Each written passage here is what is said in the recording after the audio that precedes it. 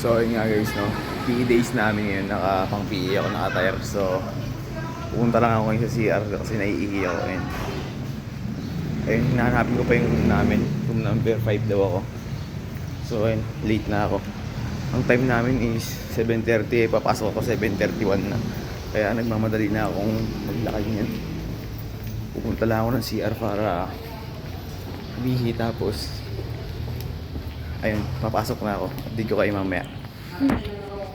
So yun nga guys, no, nakaihi na ako and anong oras na din, late na. Alam mo na akong nagawang assignment kahit isa. So ayun, late na nga ako pumasok. Daming pinasa, alam mo na akong nagawa. So ayun, papasok na ako and ayun lang naman guys, no, update ko kayo mamaya. So yun nga guys, no, tapos na yung ano namin, yung kay Sir Mag, no. So tapos na yun. So papunta na ako kay Ma'am Loida Garcia. And ayun, inaayos ko lang yung BPSU account ko para meron na akong gagamitin. So papasok na ako yan. And ayun, ito, hanapin ko ba yung room ko kasi hindi ko pa alam.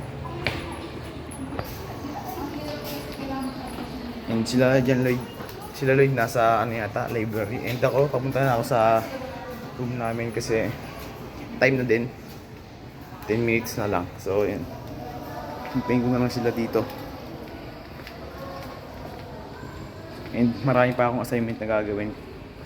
And ayun, nakatambakan na, pero maraming araw na walang pasok, kaya ayun, makapag-focus na ako muna. So ayun guys, nakakagising ko lang and then nakatapos na rin akong kumain kasi umihi lang ako.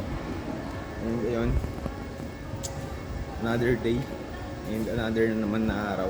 So ayun, okay naman yung araw ko kasi wala ganong ginawa. And then ayun, nakakain na ako. And then siguro ngayon magtutulog muna ako hanggang alauna para makapagpahinga na rin. So ayun lang guys, no.